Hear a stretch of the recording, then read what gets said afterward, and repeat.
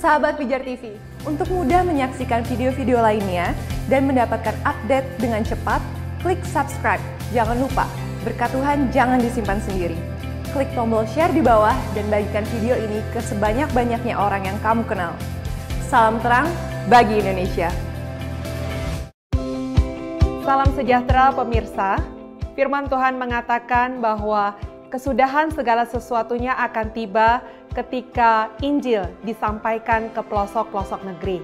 Dan puji nama Tuhan, Pijar TV diperkenankan Tuhan mengambil bagian untuk menyampaikan kebenaran firman Tuhan, Injil yang luar biasa sampai ke pelosok-pelosok. Dan mengapa kami bisa melakukan demikian? Tidak terlepas dari dukungan Anda, dan diantaranya adalah dukungan dana Anda. Untuk itu jangan pernah ragu menunjang, menopang pelayanan kami melalui dukungan dana yang Anda bisa berikan. Jangan lupa ada nomor rekening yang selalu kami sampaikan di layar kaca menjadi wadah saluran berkat Anda untuk menopang pelayanan kami. Terima kasih sekali lagi untuk segalanya. Tetaplah setia bersama kami. Tuhan Yesus memberkati.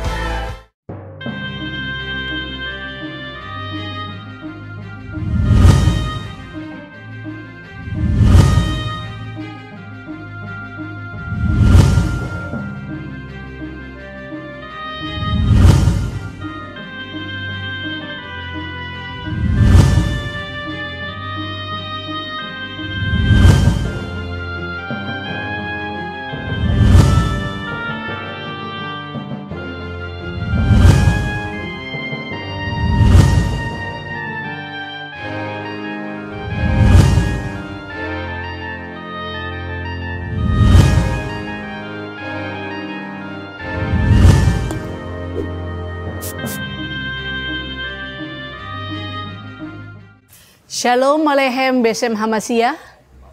Salam sejahtera dalam nama Al-Masih. Saudara yang terkasih, kembali kita berjumpa dalam program acara Buka Mata. Bersama saya, Syafa, dan narasumber kita, Dr. Bambang Nursena. Episode kali ini kita akan berdiskusi bersama tentang Yesus adalah Rasul dan Imam Besar. Seperti yang tertulis dalam Ibrani 3 ayat 1. Shalom Aleichem Besem Hamashiach. Kali ini kita akan berbicara tentang gelar Yesus sebagai Rasul. Gelar Al-Masih sebagai Rasul dan Imam Besar. Kita membaca di dalam surat Ibrani pasal 3 ayat 1. Sebab itu, hai saudara-saudara yang kudus, yang mendapat bagian dalam panggilan surgawi, pandanglah kepada Rasul dan Imam Besar yang kita akui, yaitu Yesus. Jadi kira-kira kalau di dalam dialog atau dalam perjumpaan lintas iman, sementara orang memandang kekristenan dari sudut pandang mereka, tentu ini akan menjadi kesalahpahaman. Sebab satu kali saja Alkitab menyebut Yesus sebagai Rasul. Yaitu ada bagian teks Alkitab yang kita baca saat ini. Rasul biasanya dikaitkan untuk murid-murid Yesus. Kenapa di sini Yesus disebut Rasul dan Imam Besar yang kita akui? Tentu saja kita tidak bisa melihat definisi Rasul ini dari sudut pandang agama lain. Seperti kita tahu dalam Islam misalnya, Nabi adalah setiap orang yang mendapatkan wahyu Allah dan wajib menyampaikannya kepada umat. Dan tidak wajib menyampaikannya kepada umat. Tetapi Rasul adalah setiap yang menerima wahyu dari Allah dan wajib menyampaikannya kepada umat. Dengan demikian, Rasul sudah pasti Nabi, Nabi belum tentu Rasul. Kalau definisi ini kita paksakan untuk melihat kekristenan, pertanyaannya, mulai kapan definisi seperti ini muncul? Jauh sebelum munculnya agama Islam, kekristenan sudah eksis. Yudaisme sudah eksis dan dia memaknai teks sucinya tentu dalam makna yang diberikan oleh teks-teks Alkitab sendiri. Tidak lewat teks suci agama lain. Nah, ketika saudara-saudara kita yang di luar kekristenan, khususnya Islam, mendengar kata-kata Rasul dan pemahaman dia Rasul itu adalah Nabi yang wajib menyampaikan risalah Tuhan kepada umatnya. Bayangannya Rasul itu adalah Musa, Rasul Allah. Muhammad, Rasul Allah. Isa, Rasul Allah. Zakaria, Rasulullah. Loh, kok Matius Rasul? Nah itu kan. Petrus kok Rasul? Wah ini Lukas kok Rasul? Mereka bingung.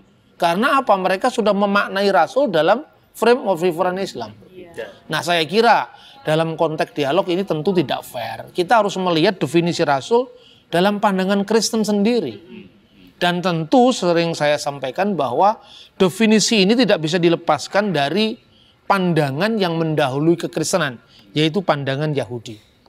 Memang kata Rasul itu bahasa Arab. Berarti kata arsala, mengutus atau mengirim. Dan Rasul itu hanya utusan. Kata jamaknya rusul. Makanya kitab kisah para rasul di dalam bahasa Arab A'malur Rusul. Kitab A'malur Rusul. Rasul ini terjemahan bahasa Arab yang berasal dari bahasa Ibrani dan bahasa Aramaik. Di dalam bahasa Ibrani itu disebut saliyah. Saliyah. Mengutus itu salah. Utusan saliyah. Dan di dalam bahasa Aramaik seliha. Siapakah yang disebut seliha? Jadi baik itu Alkitab di dalam bahasa Aram, Pesita, menyebut seliha, Yesus adalah seliha, Yesua adalah seliha. Dalam Alkitab bahasa Ibrani, Yesus adalah saliyah. Dalam Alkitab bahasa Arab juga Yesus itu rasul. Ta'ammalu Yesua rasul imanina wa ra'isu kahinat wa ra'isu kahinatihi misalnya. Pandanglah kepada rasul yang kita imani dan imam, ya, imam besar maksudnya. Tetapi istilah ini tentu tidak bisa dilepaskan daripada pola Israel dalam memahami kedatangan Yesus. Karena bagi orang Kristen, kedatangan Yesus itu sebetulnya adalah fulfillment, penggenapan daripada nubuat kitab Taurat, nabi-nabi dan Mazmur atau dan tulisan-tulisan suci atau Tehillim. Oleh karena itu kenapa murid Yesus jumlahnya 12 disebut rasul? Kenapa setelah jumlah 12 itu ada angka 70 murid? Ini tidak bisa dilepaskan dari historical background, theological background Yahudi. Orang-orang Yahudi memaknai kata saliyah itu menunjuk kepada orang-orang yang bertugas di bait Allah. Nah karena itu ketika misalnya kitab Keluaran pasal 24 ayat 1.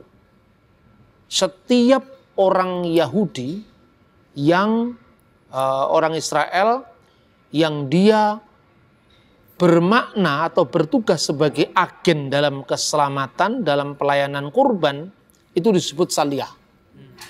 Nah karena imam besar itu memohonkan pengampunan dosa lewat upacara Yom Kippur, mewakili 12 suku Israel. Karena jumlahnya Israel jumlahnya 12. Kemudian di antara orang-orang Israel tadi terpilih lagi 70 tua-tua.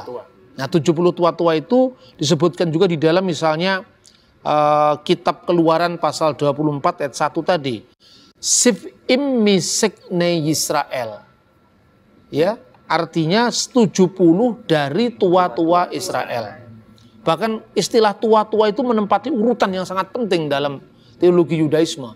Misalnya dalam Pirkei Avot 1. Pirkei Avot itu kalau diterjemahkan dalam bahasa Inggris kira-kira Ethics of the Fathers. Abot itu kata jamak dari Abba, yang artinya bapak. Jadi etika bapak-bapak bangsa.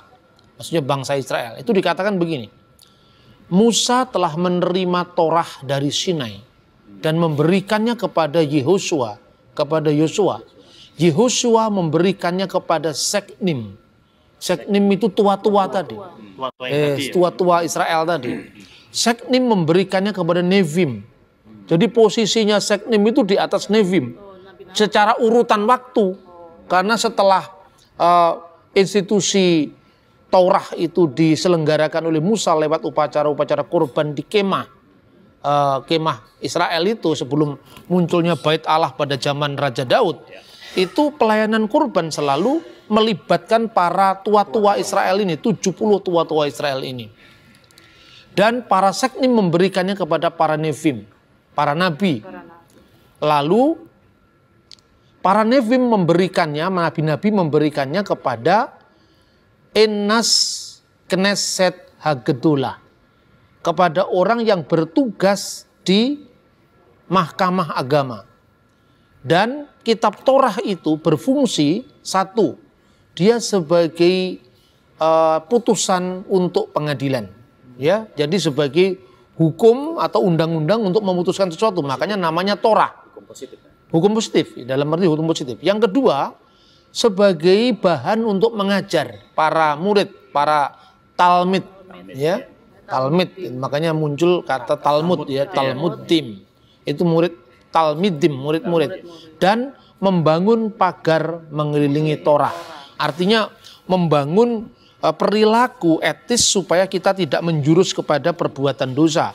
Maka sebelum kamu berzina, tahanlah matamu, ya, supaya kamu tidak mengingini seorang wanita ketika kita memandang terus-menerus sampai menimbulkan nafsu birahi. Ini namanya membangun pagar mengelilingi Taurat. Jadi jelas para seknim ini penting sekali yang disebut sebagai Sifim Mi Sekni Yisrael, 70 dari tua-tua Israel. Nah, karena pola orang Yahudi seperti ini, dan ini disebutkan dalam traktat yang namanya Gitin, itu bagian dari Talmud, yang sebetulnya itu menafsir dari bilangan 28 ayat 18. Setiap orang Yahudi pada hari-hari perayaan yang penting, mereka semua menjadi utusan, menjadi duta, menjadi saliyah.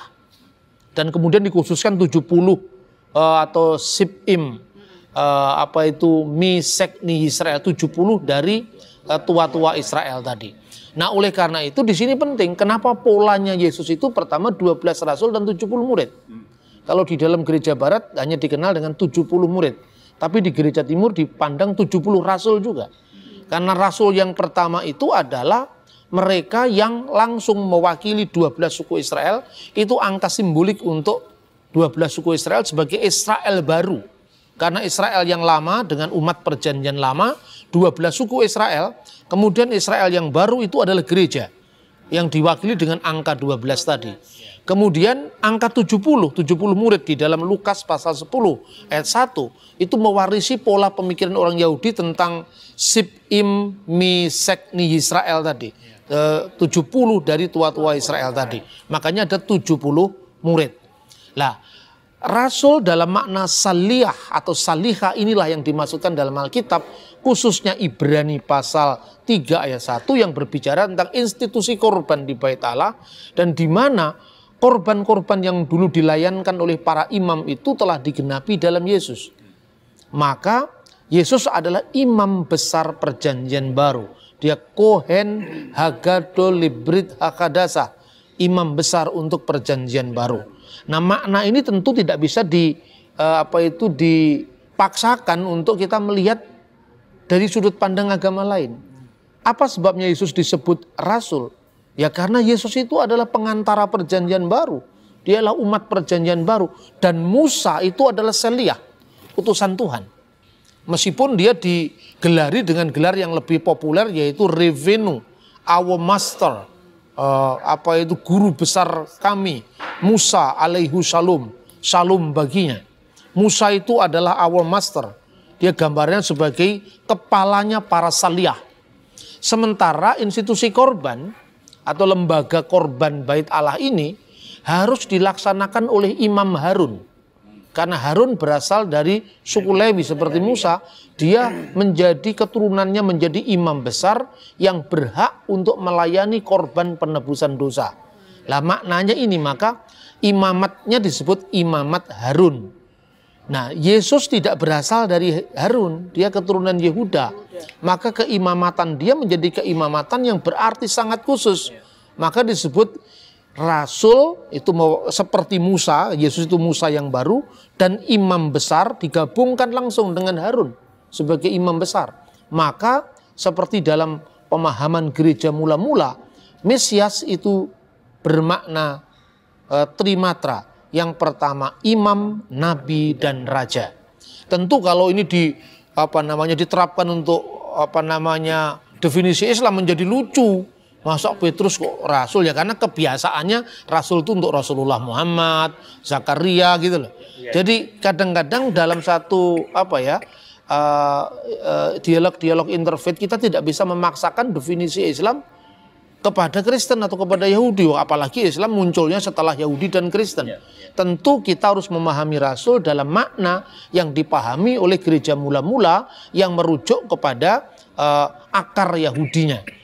Nah kemudian juga penting ini, dalam bahasa Yunani, sebelum zaman Tuhan Yesus, itu Alkitab kita sudah diterjemahkan di dalam bahasa Yunani yang dikenal dengan Septuaginta. Itu dilakukan di Alexandria kira-kira tahun 285 sebelum Masehi. Nah, ketika kata rasul atau di dalam bahasa Ibrani salah yang artinya mengutus, ini diterjemahkan dengan apostelo, mengutus. Dan utusan itu apostolos. Jadi di sini dalam teks bahasa aslinya Yunani, Yesus disebut apostolos. Karena dia kepalanya para apostolos. Seperti Musa, itu adalah kepalanya para seliah.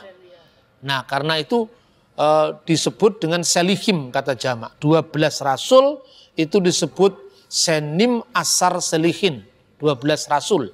Ya, 70 rasul itu disebut para tua-tua tadi. Nah kata Aramaik saliha atau seliha, kata Ibrani saliyah jamaknya selihim, itu kemudian di dalam Alkitab terjemahan bahasa Ethiopia diterjemahkan dengan hawari. Kita mengenal hawari. Makanya hawariyun atau hawariyin itu terpelihara dalam Al-Quran dan dalam tradisi Islam. Makanya murid-murid Yesus disebut para hawari atau hawariyun. Ini tentu bukan hal yang langsung turun dari langit, tapi dia memiliki celah-celah historis yang sebetulnya bisa dilacak. Dan kita bisa langsung membaca proses kebahasaan yang terus-menerus. Kita bisa membaca langsung dari teks Ethiopia di Perjanjian Baru, di mana kata hawari itu diterapkan bagi murid-murid Yesus. Nah, kiranya apa yang saya sampaikan ini bisa meluruskan kesalahpahaman di kalangan beberapa orang. Loh kalau Yesus itu rasul kok kenapa disebut Tuhan? Yesus itu memang Tuhan. Nanti kita akan bahas itu. Sebelum lebih lanjut itu tadi ada sesuatu yang belum clear saya pahami ketika Baba mengatakan bahwa Yesus itu bukan dari suku Lewi. Jadi tidak ada imamat Harun di sana. Lalu berdasarkan imamat siapa Yesus disebut sebagai imam besar? Imamat Melkisedek. Melkisedek ya. Karena kekhususan itu tadi. Kekhususan itu tadi. Ya mungkin ada pertanyaan, silakan kalau ini. Lebih lanjut menanggapi atau melengkapi atau. Berarti Yesus itu langsung dari Melkisedek, tidak melalui Lewi tadi ya? Iya, dia keimamatannya menurut pola Melkisedek. Karena Melkisedek itu kan mendahului keimamatan fisik yang didasarkan atas imamat Harun. Karena dia zamannya kan pra-Musa, itu zamannya Abraham. Iya.